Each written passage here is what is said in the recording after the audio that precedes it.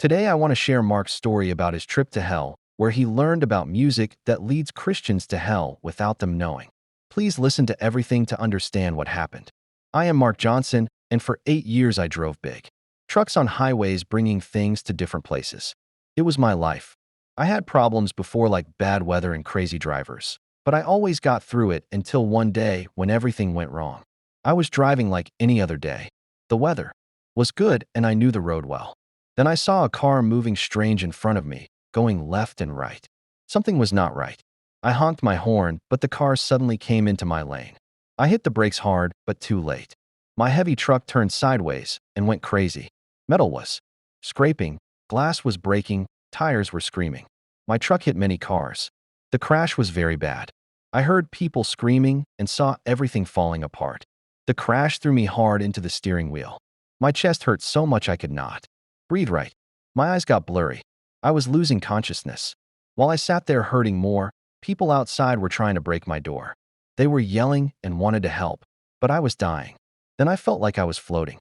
I looked down and saw my body against the steering wheel. I was watching them try to save me, but knew it was over. Then I disappeared and found myself in hell. Right away I knew where I was. The air was thick, the heat was too much, the darkness was heavy, but I could see everything. The land was empty, full of sadness. I felt every soul's pain pushing down on me. For demons came to me, each one worse than the next. One was tall and thin with long arms and red glowing eyes. The second looked like an animal with sharp teeth and claws covered in blood. The third had scales and black liquid coming from its skin. The fourth was a shadow that kept changing shape. I looked around and saw souls being punished, each in different terrible ways. One man was in a fire cage, his skin melting and growing back over and over. Another was hanging upside down with hot metal poured in his mouth. A woman was chained to a wall with her arms and legs stretched too far, her bones cracking loud. A fourth soul was being eaten by rats that never stopped growing, eating his flesh without stopping. But what got my attention most was a group of souls in a part of hell where the punishment was different. They were not screaming like others. Instead, they were singing songs of pain. Their voices were full of sadness, but they sang together. Their suffering made into music. The songs were scary, echoing through hell, reminding everyone of endless suffering. I did not understand why, but no demon came for me. I felt the heat and sadness, but no flames touched me. I stood there safe watching others suffer. I had no reason for this strange mercy. Suddenly, something invisible moved me toward the souls singing in pain. Their voices got louder, filled with regret, but they could not stop singing. Their suffering had become their song, and they were stuck with it forever. As I stood there, I heard the demons making fun of the souls, telling them why they would suffer in hell forever. The demons enjoyed reminding them their fate was sealed because of how they lived on earth. They laughed at their pain. One demon told how their plan to get into the church worked. They had brought worldly and evil music into the church, and many real Christians were fooled. The souls in front of me had once believed in God, but fell into the trap of enjoying music that came from darkness. The demon kept talking about how they worked hard to make Christian music bad. They had raised singers who would accept their deals and become tools to lead more souls to hell. Even those who had served God faithfully were not safe. What shocked me most was learning that the souls singing in pain had once been faithful Christians. These were men and women who really served God, people who gave their lives to His work. They had been in church, prayed hard, and lived in faith. But even with their commitment, they found themselves in hell. The demon told this as a dark secret, making fun of souls who thought they were safe in their salvation. Somewhere these faithful Christians made a deadly mistake. They started to accept music that was not from God, music that came from darkness. At first it seemed harmless. The songs felt good, uplifting. The melodies were catchy, the beats were strong, and the feelings they caused felt powerful. They felt joy and freedom when they sang these songs. But they did not know this freedom was fake. It was a trick, a carefully made lie by the enemy to lead them off God's path. The demon said these songs came from hell itself. Even though these Christians were strong in faith, they lacked wisdom.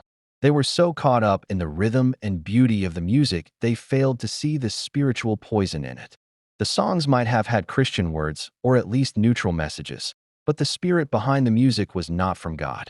It was from the enemy, disguised to appeal to the flesh, not the spirit. The demon laughed at them, saying they did not care where the songs came from as long as it made them feel good, and now look where they are. The demon kept mocking, telling how the corruption started small, maybe with one or two songs that seemed innocent, but over time these songs became more important in their worship. They started replacing songs that praised God with those that only praised emotions and flesh desires. The spiritual focus changed from worshiping God in spirit and truth to satisfying personal emotions and seeking feel-good experiences. They had unknowingly invited the enemy into their worship through the songs they sang.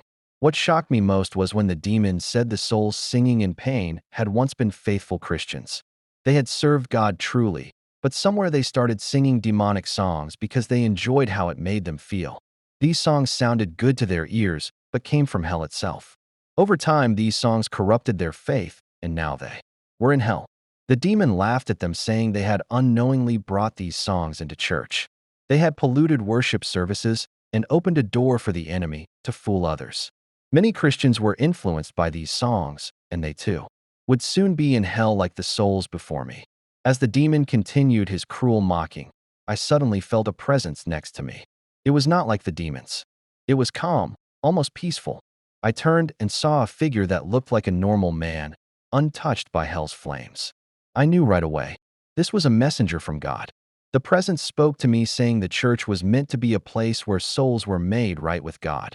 Music was a divine tool meant to lift up and praise God, to lead people into His presence. But the souls in hell had corrupted this gift, letting songs from the enemy get into the church.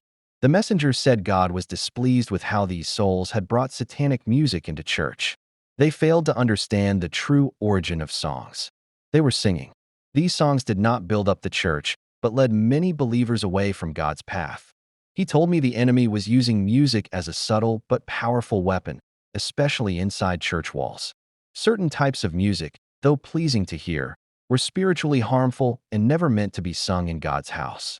The messenger explained, these songs had a hidden agenda, and those who lacked wisdom were unknowingly leading themselves and others astray.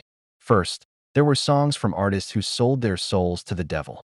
These people made deals with dark forces for fame, wealth, or power. Though their music might carry messages of love, hope, or unity, the source was corrupted. It was a direct gateway for demons to enter listeners' lives.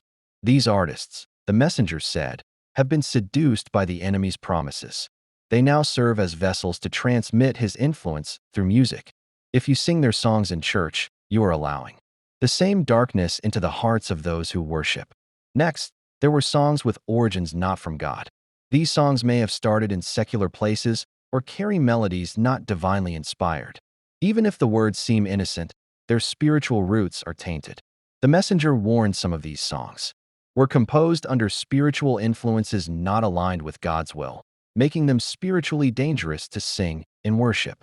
The spirit behind the song matters as much as the words, he said.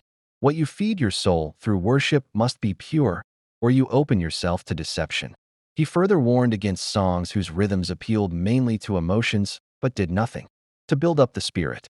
This, he said, was one of the enemy's greatest tricks, using rhythm, beats, and melodies to stir emotional responses without any true spiritual growth.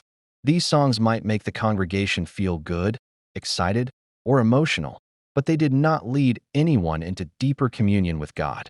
Instead, they appealed to the flesh, keeping worship shallow and empty.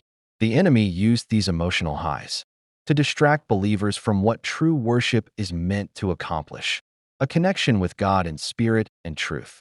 True worship leads to transformation, the messenger said, not just feelings of excitement. If the song only stirs emotions and leaves the soul unchanged, it is not fit for church. These types of songs, if consistently embraced, would lead souls to spiritual blindness and ultimately hell, just as it had led the singing souls I saw in Torment before me. The messenger stressed that music is more than just sound and words. It is a spiritual vehicle that can either carry people closer to God or lead them straight into the hands of the enemy. You must be watchful, for the enemy has made it his mission to infiltrate the church through music. He knows how easily people are swayed by what sounds good rather than what is spiritually right. I then saw how some souls were tied by their tongues. They were begging for help, trying to speak, but could not. Their tongues were tightly bound, a form of torment that prevented them from crying out to God or anyone else.